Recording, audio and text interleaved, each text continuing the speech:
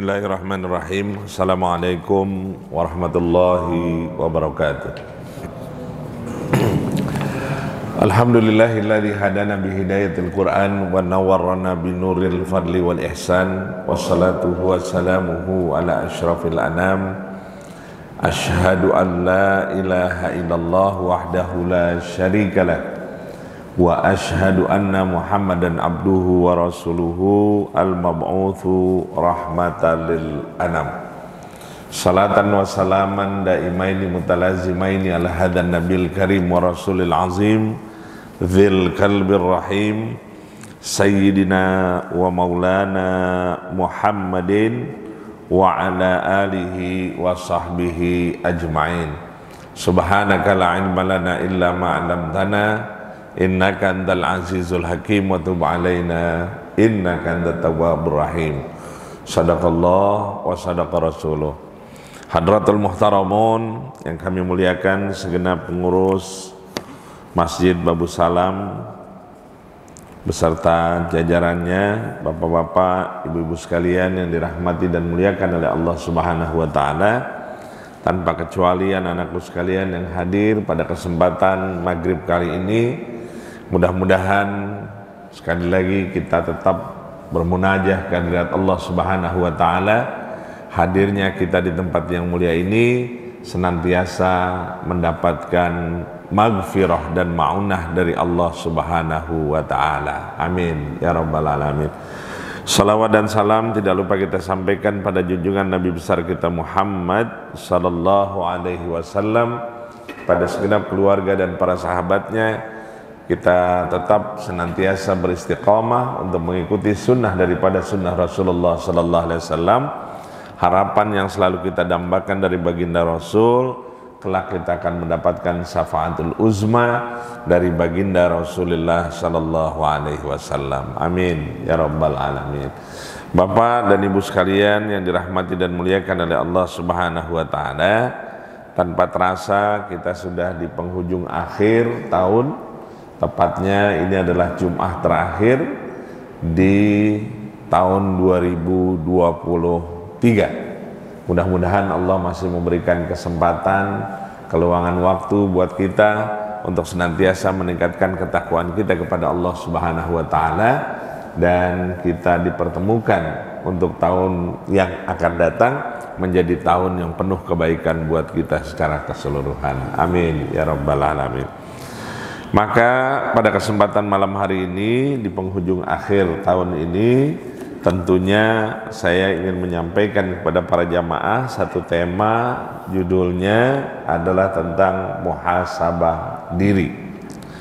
Bapak dan ibu sekalian, kalau kita berbicara tentang muhasabah, maka ini adalah sesuatu yang penting yang harus hadir di tengah-tengah kehidupan kita. Dan yang namanya muhasabah itu bukan hanya hadir di penghujung akhir, tapi di setiap kesempatan kita hidup harus tetap ada yang namanya muhasabah. Jadi muhasabah kalau bahasa gampangnya itu ya kita namakan dengan introspeksi diri, gitu ya.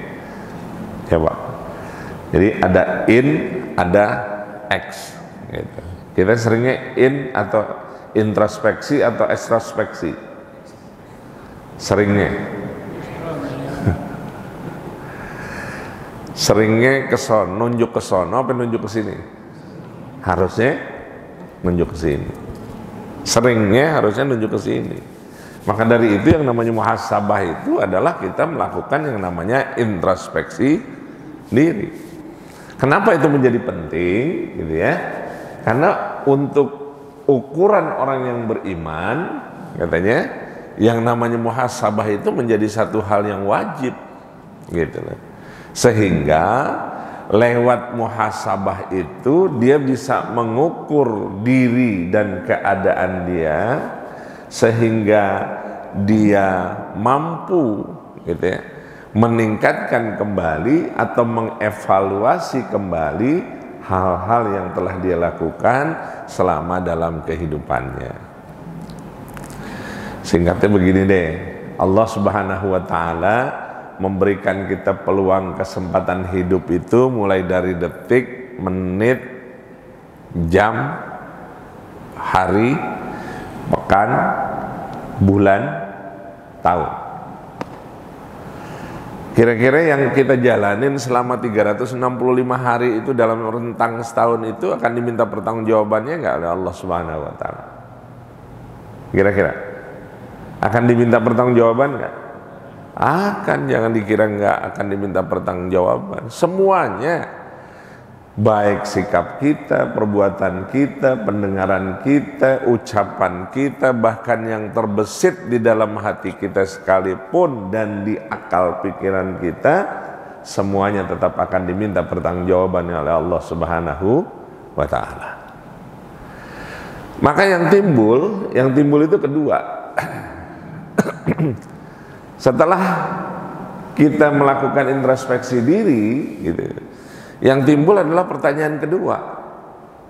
Apa itu? Selama dalam rentang 1 tahun itu, kira-kira pertimbangan baik dan buruknya mana yang banyakan? Kira-kira mana yang banyakan? Banyak yang baik apa banyak yang buruk? Seimbang atau lebih berat? Yang bisa jawab siapa itu kira-kira? Yang bisa jawab siapa kira-kira? Diri kita masing-masing. Bukan orang lain, bukan, nggak melibatkan orang lain, gitu. Kenapa? Karena nanti waktu di yaumil hisab pun begitu. Gitu. Dalam Al-Quran udah jelaskan, yauma yafirul mar'u min akhi, orang akan ngurusin diri sendiri. Yauma yafirul mar'u min akhi, orang pada berlarian, nggak ada yang peduli itu sama emaknya, sama bapaknya, sama saudaranya.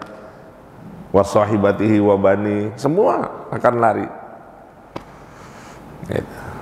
Makanya itu satu hal yang sangat penting bagi kita, barangkali para jamaah sekalian, bahwa ketika kita melakukan evaluasi diri, introspeksi diri, disitulah ditimbang mana yang baik dan mana yang buruk, maka kedepannya harus ada yang namanya perubahan.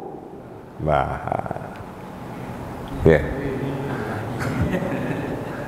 Jangan alergi nih kalau ada yang bilang perubahan alergi, enggak. Jadi mau dikemanain pun tetap harus ada, gitu. Ya, Bapak dan Ibu sekalian, nanti kita lihatlah berikutnya, gitu ya. Maka harapan terbaiknya adalah menjadikan kehidupan lebih bermutu, ada perubahan dan peningkatan dalam ketakwaan. Maka harus ada doa optimisnya. Apa doa optimisnya? Doa optimis ini kan biasanya kita baca pada saat pergantian tahun bulan Hijrah, gitu. Doa optimisnya adalah ya muhawwilal hal, gitu ya, ya muhawwilal hal.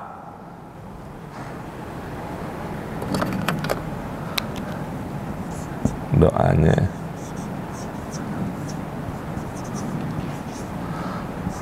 hawwil halana ila ahsanil hal. Kita minta sama Allah ya muhawwilal hali, hawwil halana ila ahsanil hal.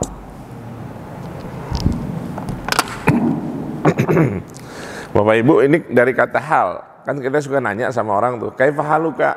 Gitu. Ada kan? Suka nanya gitu ya, kaifa haluka? Bagaimana kabarmu? Gitu.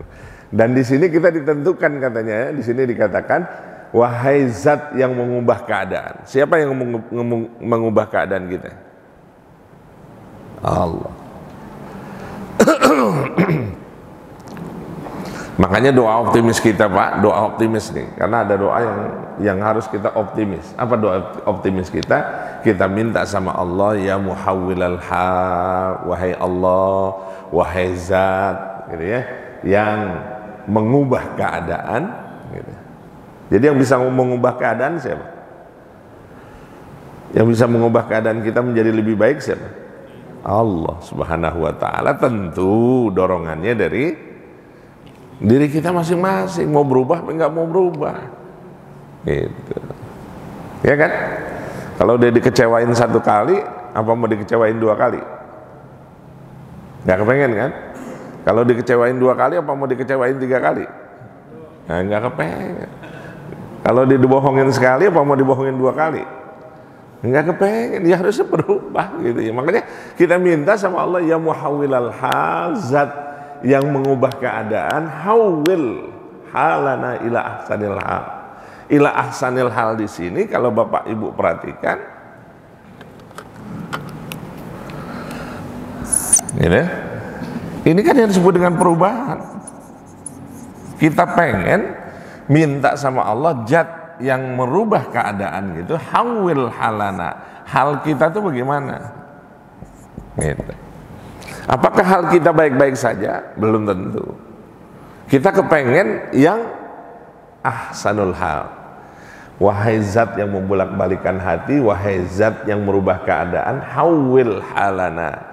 Kita minta dirubah oleh Allah Subhanahu wa taala tentang keadaan kita hari ini kepada yang disebut dengan ahsanul hal. Ahsanul hal itulah yang disebut dengan perubahan.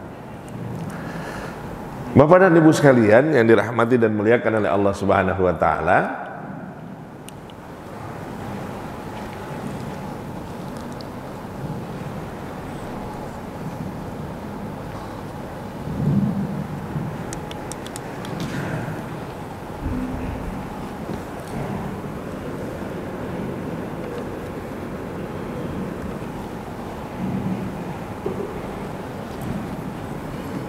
nah, pindah kursornya.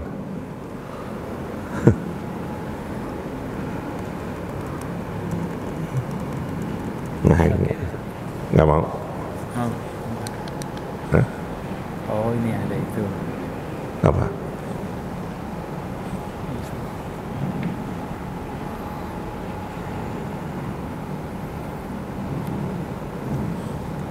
Nah.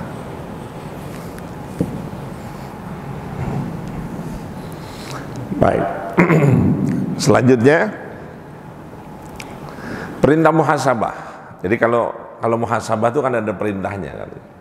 Ada tuntunannya, ada tuntutannya, kita diminta untuk melakukan muhasabah. Bagi orang yang beriman gitu ya, konsep muhasabah itu nanti Bapak Ibu silakan buka di dalam surah Al-Hasr gitu ya. Dalam surah Al-Hasr, dan ini populer dalam surah Al-Hasr ayat ke-18 menegaskannya, yang selalu kita katakan selalu hal yang menurut hemat saya adalah satu hal yang luar biasa, karena Allah memanggil kita dengan panggilan cinta dan panggilan sayang, yaitu panggilannya adalah ya ayyuhalladzina amanu. Jadi siapa yang dipanggil? Siapa yang dipanggil? Orang yang beriman. Allah panggil tuh gitu. Allah panggil, kata Allah apa? Ya ayyuhalladzina amanu taqullah. Wahai orang-orang yang beriman, bertakwalah kamu kepada Allah Subhanahu wa taala. Jadi artinya apa? Setiap langkah kehidupan kita itu pasti dibarengi dengan yang namanya ketakwaan, dan ketakwaan. Artinya takwa itu nggak bakalan lepas dari setiap aspek kehidupan kita. Jadi si ketakwaan itulah yang selalu membentuk jati diri kita menjadi lebih baik lewat takwa. Jadi secara umum takwa itu adalah imtisalu awamirillah wajtinabu nawahi. Jadi yang namanya takwa itu adalah menjalankan perintah Allah dengan sebaik-baiknya dan menjauhi segala apa yang menjadi larangan Allah Subhanahu wa taala. Dan ingat, itu selalu diingetin setiap hari Jumat sebagai bagian daripada rukun khutbah. Ya, betul ya?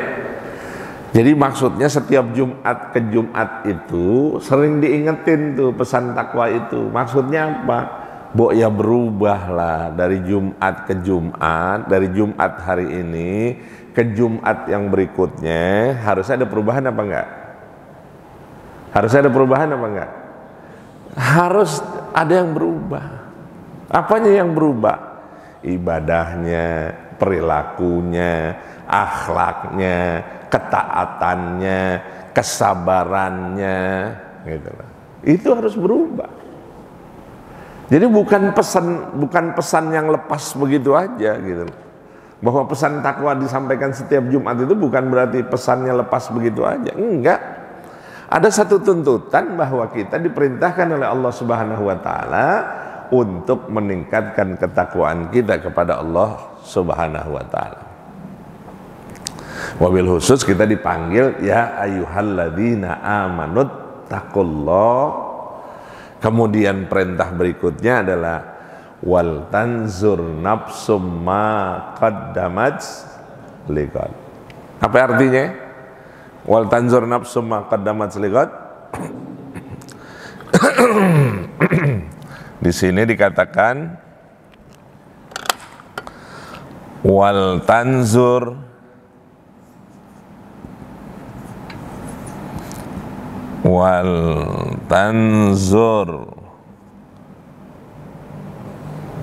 nafsun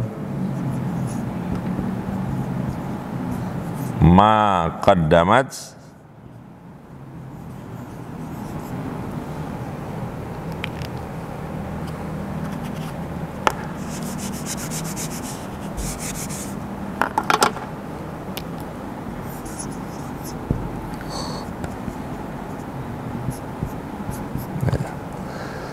Bapak Ibu, di sini kita diminta wal tanzur nafsun. Wal tanzur nafsun maksudnya di sini adalah melakukan introspeksi diri. Terus yang kedua, ma qaddamat, gitu. Ma qaddamat yang lalu-lalu tuh. Di sini langsung dimasukin di evaluasi. Untuk apa? Nah ini. Ligodin, gitu. Sebagian ulama mengatakan dalam ahli tafsir mengatakan bahwa yang dimaksud dengan ligodin itu adalah hal yang berkait dengan kehidupan akhirat. Atau bisa juga dikatakan masa depan. Jelas ya? Jadi yang dimaksud dengan wal tanzur nafsum ma qaddamat liqad, setiap individu hendaklah mempersiapkan dirinya untuk kehidupan akhirat. Maksudnya apa? Harus punya bekal untuk menghadap Allah Subhanahu wa taala. Atau dikatakan lagi, siap-siaplah dengan kehidupan masa depan. Jadi kalau ditanya kehidupan kita ada berapa, Pak? Dikasih sama Allah kehidupan berapa? Masa lalu, masa kini yang sedang kita jalanin nih sekarang. Yang terpenting lagi buat masa depan. Ya, betul ya. Masa lalu bisa kembali lagi apa enggak? Enggak. Masa sekarang yang kita mau jalanin ini harus menjadi baik atau menjadi lebih baik? Menjadi lebih baik. Kepentingannya buat apa? Buat masa yang akan datang. Nah, yang masa datang itulah yang harusnya jadi pelajaran buat kita. Artinya apa? Boleh juga dikatakan yang dimaksud dengan wal tanzur nafsum ma qaddamat liqad, bisa juga dikatakan bahwa yang namanya kehidupan liqadin ini, akhirat ini adalah yang disebut dengan al-maut. Apa al-maut? Kematian. Udah siap apa belum?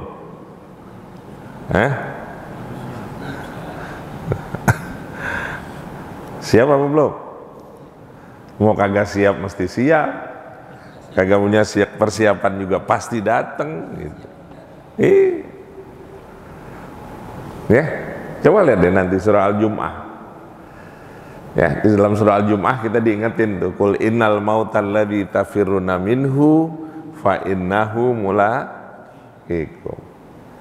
Katakan wahai Muhammad, innal mautal ladzi tafirruna minhu, sesungguhnya kematian yang selalu kamu nggak kepengen ketemu, yang namanya kematian itu. Pengen nggak ketemu sama kematian? Pengen nggak ketemu dengan kematian? Nggak ada yang kepengen. Padahal sesuatu yang pasti ya. Di situ udah jelasin, innal mautal ladzi tafiruna minhu, kematian yang selalu kamu nggak kepengen ketemu, yang selalu kamu pengen menghindar dari kematian itu, fa innahu mulaqikum. Sesungguhnya dia bakal ngapain? Bakal nyamperin, bakal jalan sendiri ke kita. Mau siap kagak siap, mau diterima kagak diterima, ya harus diterima. Udah. Intinya itu doang, Pak. Jadi dalam hidup ini, yang kalau kita bilang masa lalu ya udah lewat nih, sekarang yang kita jalanin sekarang masa kini nih. Cuman sekarang orientasinya adalah, gitu, yang harus kita pikirkan, yang sekarang kita jalanin ini mau serius apa kagak serius? Ada yang kagak serius? Hidup ini ada yang kagak serius nggak? Hah? Mau jadi presiden aja nggak mau serius jadi presiden kan? Iya kan? Harusnya serius kan? Kira-kira kalau dia serius mau hidup ini, orientasinya kan harus berubah, paradigmanya dia harus berubah. Paradigma hari ini adalah untuk masa yang datang. Iya. Apa nih makam di kita nih yang paling dekat di Rawamangun, makamnya apa? Kemiri sama apa? Layur.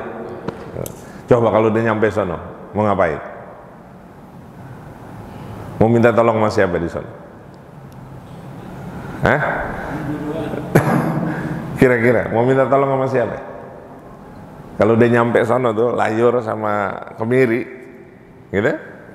Kebayang nggak kira-kira? 1 kali 2 tuh. Lega apa kagak? Lega nggak kira-kira? Dia akan bisa menjadi lega kalau kita punya amal perbuatan yang baik. Dia akan menjadi terang kalau kita punya amal yang baik.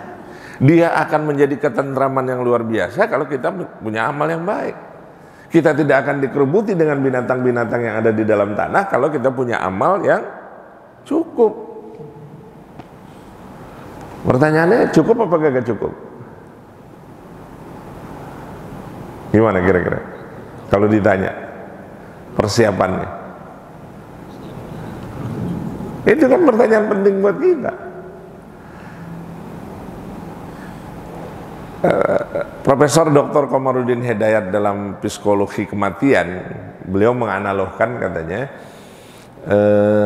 sebuah prosesi kematian itu tidak ubahnya seperti orang pulang kampung ke kampung halaman. Waktu orang pulang ke kampung halaman, kira-kira prepare-nya luar biasa nggak? Persiapannya luar biasa nggak? Persiapannya luar biasa nggak? Luar biasa. Terus pada saat dia balik ke kampung itu, orang menyambutnya sedemikian rupa, luar biasanya. Luar biasa berhasil dia di Jakarta, tinggalnya begini-begini dan lain sebagainya. Orang bisa melihat sedemikian rupa, gitu kan? Persiapannya matang. Bahkan sampai dia balik pulang lagi, dia akan mempersiapkannya dengan baik. Maka kalau kita bisa menyadari bahwa yang namanya kematian itu tidak ubahnya seperti orang pulang ke kampung halaman, maka persiapannya pun harus dipersiapkan dengan sebaik-baiknya. Betul ya? Jadi siapin dengan sebaik-baiknya, dengan sebekal-bekal yang luar biasanya untuk menghadap Allah Subhanahu wa taala. Makanya diperintahkan tuh, wal tanzur nafsum ma qaddamat ligat. Jadi kita mempersiapkan diri kita untuk mempersiapkan diri kita untuk menghadap Allah Subhanahu wa taala yang disebut dengan yang namanya akhirat. Bapak dan Ibu sekalian yang dirahmati dan muliakan oleh Allah Subhanahu wa taala, maka ketika kita tahu konsep muhasabah itu menjadi baik sebagai sebuah proses kehidupan kita, maka kita lihat manfaat daripada muhasabah tersebut. Manfaat pertama, kalau kita paham dan ngerti tentang muhasabah, manfaat pertamanya adalah sarana untuk melakukan introspeksi diri. Artinya kita mengevaluasi diri untuk selanjutnya meningkatkan kebaikan. Betul ya? Betul ya Bapak Ibu ya? Kalau kita udah introspeksi diri, kita ngelihat nih ke dalam kita tinggal bebenah kira-kira mana hal-hal yang harus kita perbaiki agar kedepannya menjadi lebih baik. Kedua, suruh ngapain lagi? Yang kedua, memperbaiki diri, kemampuan melihat kelebihan dan kekurangan diri dan memperbaikinya. Ngomong-ngomong, kalau kita mau lihat diri kita, kira-kira banyak kelebihan yang baiknya apa yang buruknya?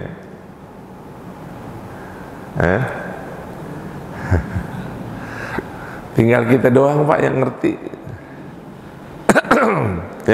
Makanya yang kedua itu kemampuan melihat kelebihan dan kekurangan diri, kelebihan dan kekurangan diri kita. Kira-kira kita introspeksi diri deh, amal ibadah kita kepada Allah Subhanahu wa taala kira-kira bagaimana?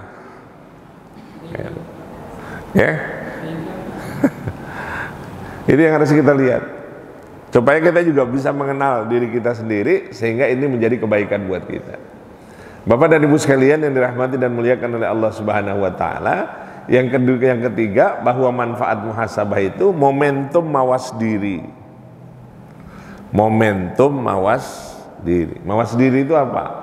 Memiliki pengalaman dalam menghadapi kehidupan dan kemampuan untuk mengatasinya.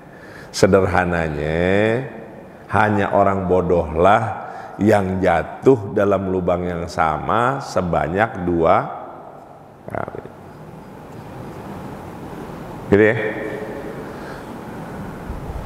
Betul nggak? Hanya orang bodoh lah yang jatuh di lubang yang sama sebanyak 2 kali. Udah gitu aja gampangnya nih, mawas diri. Ya, gitu. Jadi jangan sampai, ini kan kita harus mawas diri nih. Gitu. Mawas diri artinya ketika kita banyak problem, memiliki pengalaman dalam menghadapi segala kehidupan selama 366 hari ini kan.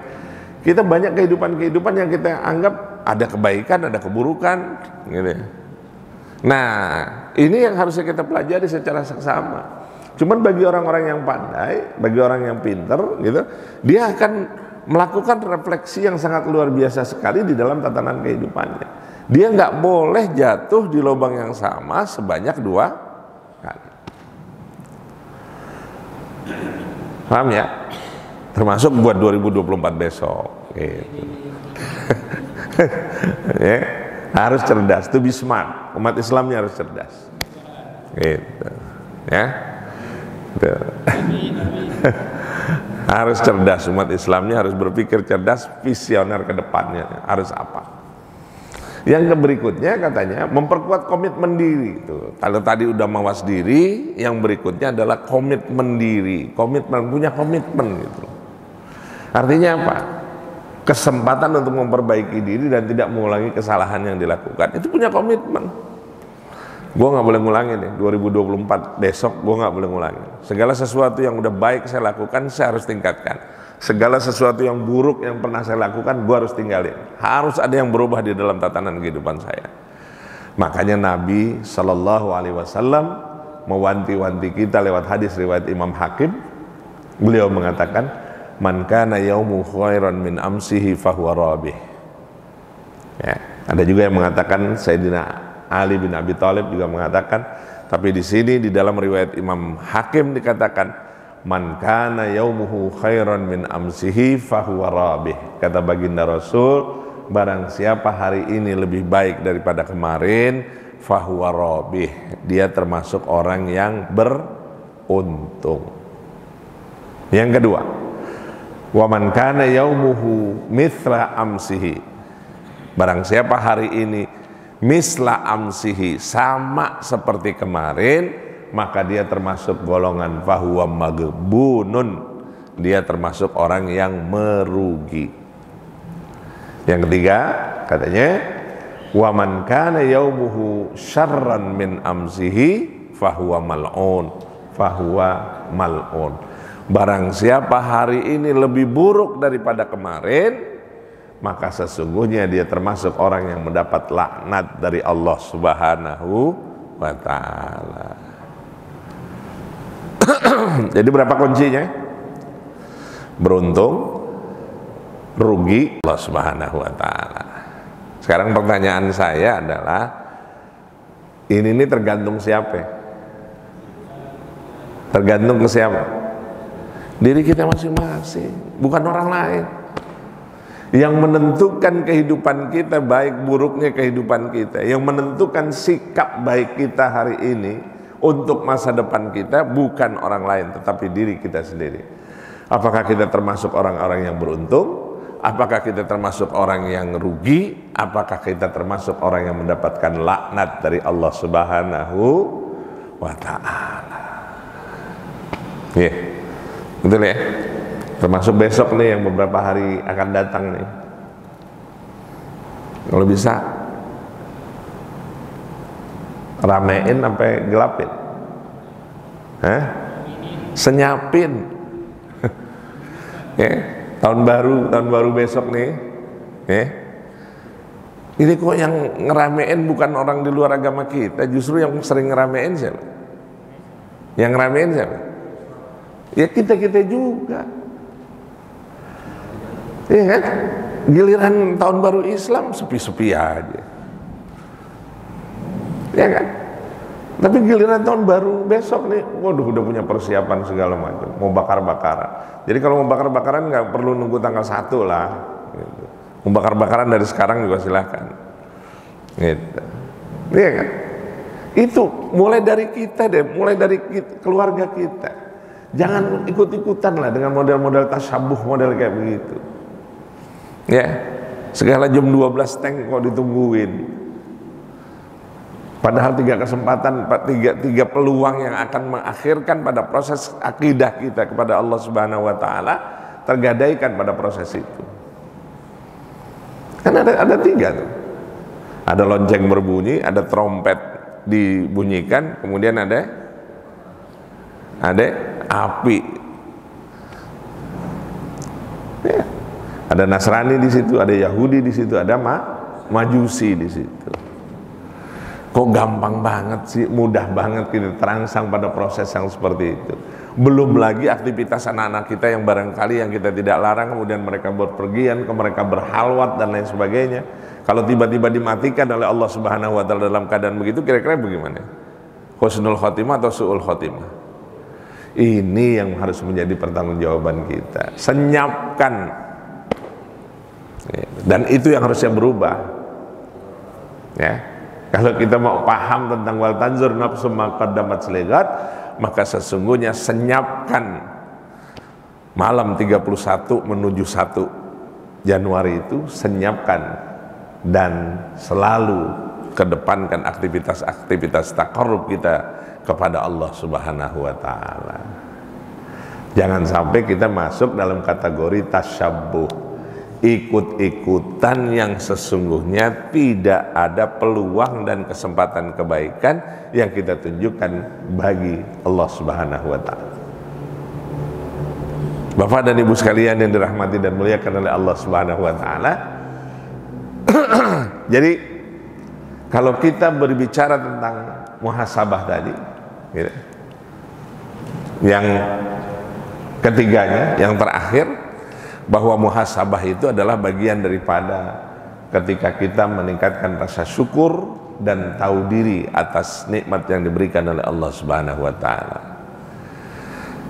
Surah Ibrahim ayat 7 selalu mengingatkan kita, yaitu la in syakartum la azidannakum wa la in kafartum inna adzabi lasyadid. Sesungguhnya Allah Subhanahu wa taala telah memberikan nikmat yang sangat luar biasa kepada kita, nikmat yang sangat banyak diberikan kepada kita. Gitu.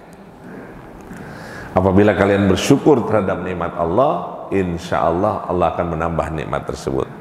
Tapi kalau seandainya kalian kufur, ingkar terhadap nikmat Allah, sekali lagi Allah tegaskan, inna adzabi lasyadid. Sesungguhnya siksa dari Allah itu sangat luar biasa. Bapak dan Ibu sekalian yang dirahmati dan muliakan oleh Allah Subhanahu wa taala. Jadi kembali kalau kita lihat manfaat muhasabah, kemudian kita koneksikan, kita sambungkan dengan muhasabah berkait dengan tabiat manusia, tabiat kita nih, tabiat manusia. Artinya tabiat manusia itu Allah sudah tegaskan di dalam surah Al-Qiyamah.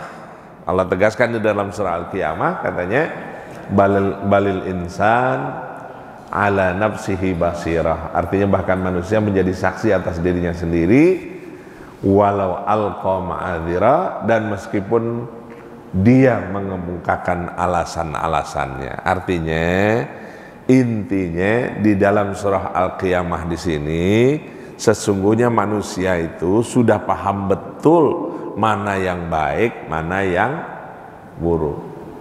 Cuman kebiasaan tabiat manusia itu, ya, tabiatnya manusia itu selalu saja buat alasan. Gitu. Ya, sering ngeles nggak kira-kira manusia? Apa sering ngeles? Ada aja gitu alasannya. Dia tahu bahwa duduk di majelis ini, gitu, duduk di majelis ini, gitu loh, memberikan peluang pahala yang sangat luar biasa sekali. Tapi kira-kira ada nggak alasannya untuk tidak duduk di majelis? Ada nggak? Ada aja. Dia tahu bahwa pahala orang berjamaah itu mendapatkan pahala yang sangat besar sekali, yaitu sebanyak 27 derajat. Tapi ada aja nggak alasannya? Sama aja lah, aneh juga sembahyang, judulnya aneh sembahyang pokoknya. Iya kan? Mau berjamaah kayak kagak berjamaah, pokoknya judulnya gue udah sembahyang. Tapi dia nggak melihat bahwa manfaat-manfaat ketika dia melaksanakan ibadah salat berjamaah itu, peluang kesempatannya itu banyak, gitu loh. Ada berjamaah di situ, ada kesatuan persatuan di situ, ada kekokohan satu sama lainnya, ada nilai ibadah yang dia dapatkan luar biasa ketika dia berjamaah. Sebelum dia masuk masjid, dia juga banyak manfaat yang bisa dia dapat. Ketika dia mengucapkan salam terhadap saudaranya, menjadi bekal kebaikan. Dia dulurkan tangannya ke saudaranya, kemudian saudaranya mengapit kembali, itu juga kebaikan. Dia berikan senyum kepada saudaranya, itu juga kebaikan. Coba, kalau dia sembahyang sendiri, ada nggak dapat kebaikan itu? Belum tentu, ya kan? Kemudian kalau ada kesempatan di sini, masih ada iseng-iseng sebelum masuk masjid, kopi juga ada, teh ada. Itu kan kesempatan peluang yang luar biasa sebenarnya. Tapi dengan argumentasi yang dia dapat, udah, pokoknya ini juga sembahyang deh, gitu aja. Padahal itu kesempatan yang sangat luar biasa sekali. Dan nilai jamaah itu adalah nilai kekuatan yang dikokohkan dalam persatuan dan kesatuan umat Islam itu sendiri. Bapak dan Ibu sekalian yang dirahmati dan muliakan oleh Allah Subhanahu wa taala, jadi bahwa hati manusia itu sudah menegaskan bahwa, gitu, manusia itu paham betul, ngerti betul mana yang salah, mana yang benar. Ya, betul ya. Jadi kita ini dikasih oleh Allah Subhanahu wa taala hati ini, sebenarnya dengan hati dan pikiran kita akan paham benar mana yang menyakitkan orang lain, mana ucapan lacur kita yang kurang bagus, mana sikap dan perbuatan kita yang bikin orang lain kagak enak. Kita udah tahu semuanya itu. Tinggal bagaimana kita mau melakukan itu menjadi yang terbaik, atau justru menjadi hal yang justru terburuk buat kehidupan kita. Makanya Bapak dan Ibu sekalian yang dirahmati dan muliakan oleh Allah Subhanahu wa taala, terakhir kita ingat pesan daripada Umar bin Khattab. Apa pesannya? Hasibu anfusakum qabla an tuhasabu. Suruh ngapain? Suruh hendaklah kalian menghisap diri kalian sebelum kalian dihisap. Jadi suruh hisap diri kita sendiri, introspeksi diri kita sendiri, hitung-hitung dulu buat diri kita sendiri sebelum nanti datang hisap yang sebenarnya. Gitu. Nanti kira-kira kalau dihisap yang sebenarnya bisa berargumentasi atau enggak? Nggak bisa. Suruh hisab, suruh timbang-timbang, hitung-hitung deh. Gitu. Yang kedua kata Umar bin Khattab apa? Wazinu qabla an tuwazzinu. Suruh ngapain? Suruh yang kedua, dan hendaklah kalian menimbang diri kalian sebelum kalian ditimbang. Ya. Kalau dihisab itu kan dihitung ya, amalan baik dan amalan buruk. Setelah amalan baik, amalan buruk dihitung tadi, kemudian ditimbang. Kira-kira berat mana nih? Udah kebayang belum berat kita, berat yang mana? Berat yang kanan apa berat yang kiri? Hah? Berimbang atau enggak kira-kira? Makanya kenapa Pak, kita kan ada amaliyah wajib, ada amaliyah sunnah gitu ya. Ada yang wajib, ada yang sunnah. Makanya amaliyah sunnah itu kalau bisa diambil. Kenapa? Kalau nanti kita kekurangan hal-hal yang wajib, insya Allah amaliyah sunnah itu bisa mengcover daripada amaliyah yang wajib. Jadi nanti pada saat yaumul hisab, ketika Allah menimbang masih agak yang kurang bagus dalam ibadah sholatnya, Allah bertanya kepada malaikat, coba lihat amaliyah sunnahnya, dikerjain nggak? Ya, ini kan kadang-kadang kita sholat pokoknya judulnya yang wajib aja kan, yang sunnah diambil apa enggak? Nah, padahal sunnah itu peluang, bahwa sunnah itu adalah kesempatan, bahwa sunnah itu adalah kesempatan yang harus diambil, bukan dihindari. Gitu.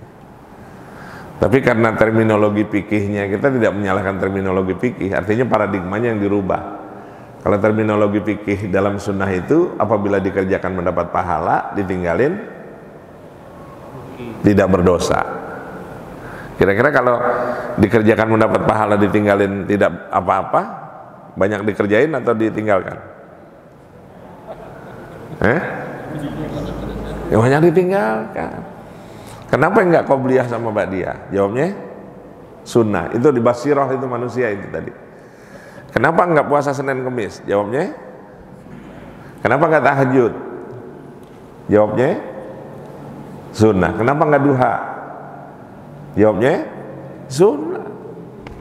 Nah yang begitu ini mulai tahun 2024 besok rubah, bahwa sunnah itu adalah kesempatan yang harus diambil gitu loh. Kalau kita enggak ambil rugi.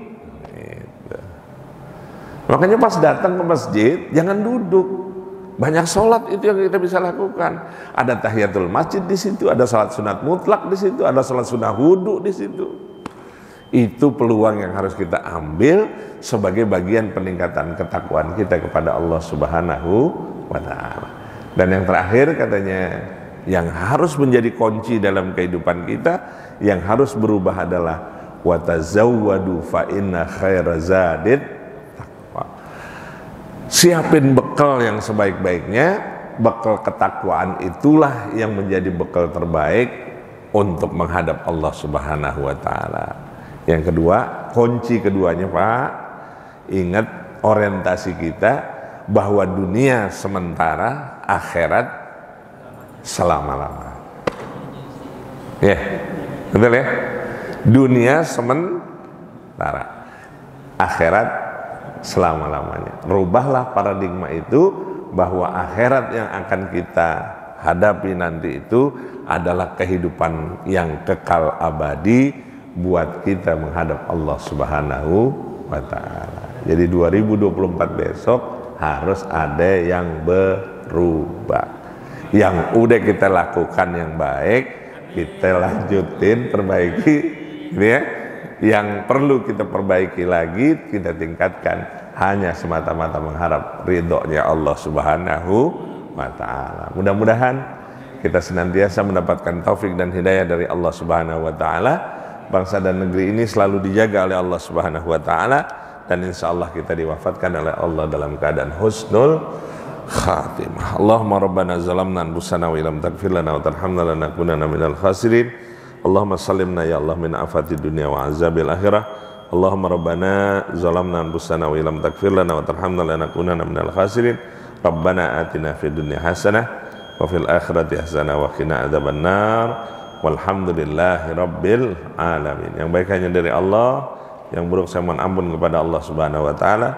Billahi taufiq wal hidayah. Walafu minkum. Wassalamualaikum warahmatullahi wabarakatuh.